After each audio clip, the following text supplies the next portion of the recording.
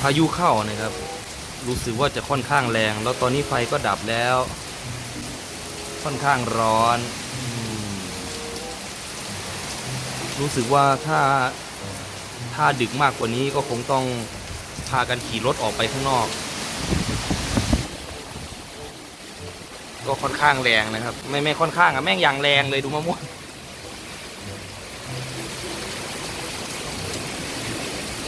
เอาเป็นยังไงเดี๋ยวค่อยอัปเดตกันนะครับรู้สึกว่าต้นว้าวรู้สึกว่าต้นมะละกอผมล้มไปแล้วล้มจริงด้วย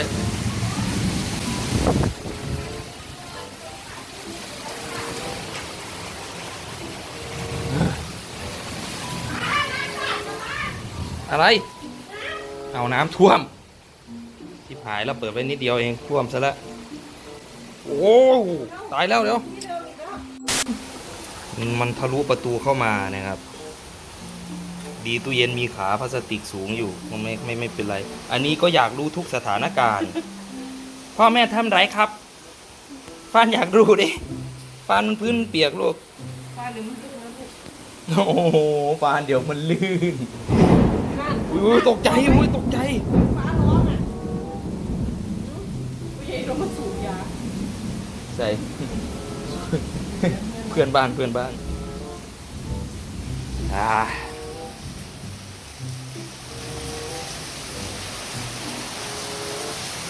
ก็รอดูต่อไปนะครับถ้าไม่ไหวจริงๆคงได้พากันไปขี่รถเล่นล่ะ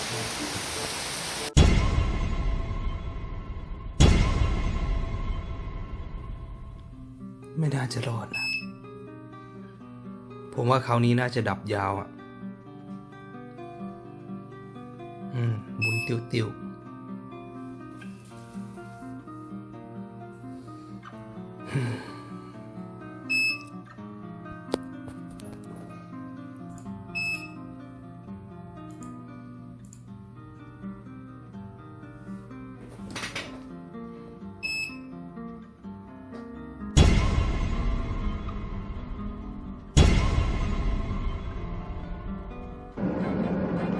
มืดไหมมืด โอเคทั้งเสียงรถทั้งเสียงกล่อมฟันนะครับทั้งเสียงอะไรอีกต้นไม้มันล้มขวางทางครับชิบหายแล้วทางอีกเส้นหนึ่งด้านหลังน้ำท่วมตอนนี้พวกเราติดอยู่กลางทางนะครับ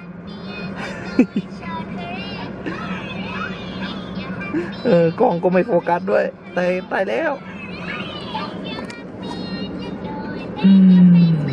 ไงเราจะบู๊ออกไปอีกทางหนึ่งไหวไหมคิดว่าไม่ไหวนะครับยุงยีบใส่หน้าแล้ว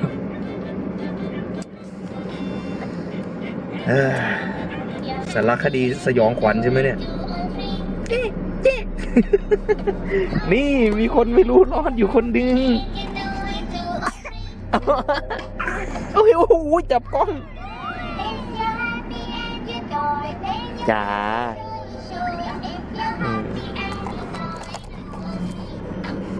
ไม่คิดว่าจะได้มาถ่ายหนังสยองขวัญแบบนี้ โอเคเดี๋ยวพาออกไปดูข้างนอกนิดนึงนะแป๊บนึง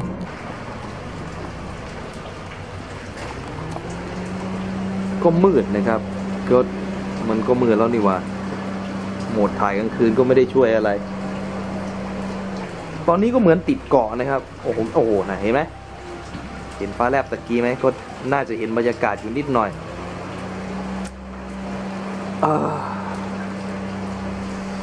ต้นไม้ล้มขวางทางเป็นอะไรที่เซอร์ไพรส์มากนะครับแม่งแล้วจะไปยังไงเนี่ยข้างหลังก็น้ำท่วมรถผมก็คันเตี้ยๆเองนะครับ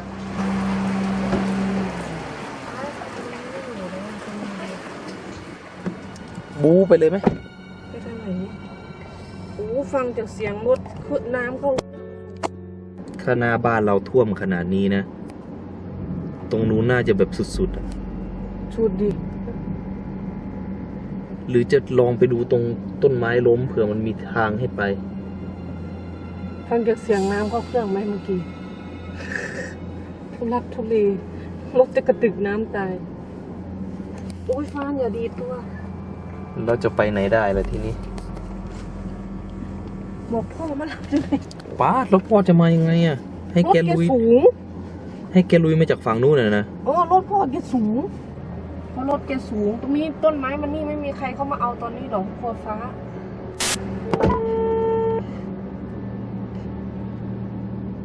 ฮัลโหลลูก ฮัลโหลแม่ พ่อได้ขึ้นเวรไหมตกลง เวนโดนตามอยู่บนตึกมันมีอะไร ต้นไม้มันล้มขวางทางวัดบ้านแฮดดีไหม เข้าไม่ได้นี่บ้านไปยังไง ออกไม่ได้ตีทางตรงข้ามมันก็น้ำท่วมน้ำมันสูงอ่ะ แล้วไปรับปานใช่ไหม จะมาได้ไหมล่ะ เดี๋ยวพ่อลงมา อีกนานไหมแม่ เกิดขึ้นไปสักพักหนึ่งแล้วลูก คิดว่าไหวไหม อะไรไว้น้ำใช่ไหม ใช่ รถพ่อน่ะไปได้อยู่แล้วไม่ได้ยากหรอกลูก อ๋อครับถ้างั้นเดี๋ยวจะรอ รอครับทำไมฟานเบื่ออีกแล้วเหรอ ฟ้าก็น่าจะรู้มีใส่ลง ตอนนี้ก็แค่รอนะครับ ถึงคลิปนี้อาจจะไม่เกี่ยวกับพูดผีปีศาจแล้วหน้าผมอาจจะดูร้อนๆนะครับแต่มันก็น่ากลัวนะเนี่ย น้ำท่วมถึงขา ไม่สิ ถ้าไปตรงมันพีคจริงๆนี่ถึงเอวเลยนะ รถเก๋งผ่านไม่ได้แน่นอนนะครับ ตอนนี้ก็ต้องรอรถที่ใหญ่จากของท่านพ่อมารับเอา ไม่รู้ว่าอีกนานแค่ไหนเพราะพ่อเองก็เพิ่งขึ้นไปรับเคสมาเรายงยีพาฟันออกไปเดินเล่นแล้วนะครับเพราะฟันขี้เบื่อเหมือนใครไม่รู้นะครับ เหมือนพ่อมัน พ่อมันเปลี่ยนคอนเทนต์เป็นว่าเล่น เพราะว่าอะไรเพราะว่าขี้เบื่อ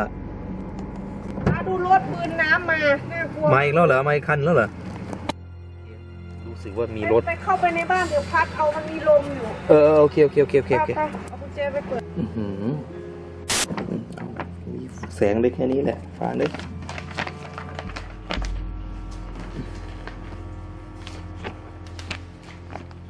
ลูกแสบตาอีกแบบนี้ ตาเย โอเค อะ เอาไม่ได้หรอกเพราะงั้น ๆตรงท้ายนี่หรอ ก็ร้อนนะครับ พัดให้ฟานก่อน ระหว่างรอหน่วยกู้ภัย หน่วยกู้ภัยกันเลยทีเดียว รอพ่อกับแม่นั่นแหละไหมรถเขาสูงนะครับเขาปาเจโร่รถเราต่ำรถเรามันอะไรล่ะแอตรารอ เดี๋ยวโอเคน้อยๆเริ่มไม่ไหวแล้ว ต้องเอาอุ้มเดินแล้วล่ะ ตอนนี้ อันนี้ที่บ้านผมเองนะครับ ไม่ใช่ที่ แม่เป็นแบบนี้แหละ แต่ยงยีไม่ได้ถ่ายนะเพราะงั้นแค่นี้ ไฟมาพอดีครับแต่ปู่กับย่ามาแล้วนะนี่ปู่กับย่าหน่วยกู้ภัยมาพอดี โอ้โหก็โอเคไฟมาพอดีแล้ว แต่จังหวะนี้นะครับ มีน้ำอ่ะนี่ตู้เสื้อผ้า มีน้ำหมดโอ้โหอันนี้แค่พายุเข้านะไม่ใช่น้ำท่วมนะนู่นตู้เย็นอยู่นู่นน้ำมันเข้าทางประตูนะครับ ขนาดปิดหมดแล้วเนี่ย มันก็เข้าสุดๆเป็นไงฟานได้เปิดแอร์แล้วโอ้กล้องไม่โฟกัสอีกเอาสวิตช์เน็ตมันมา อะไรนะยี พ่อจานไป30 ใบป้า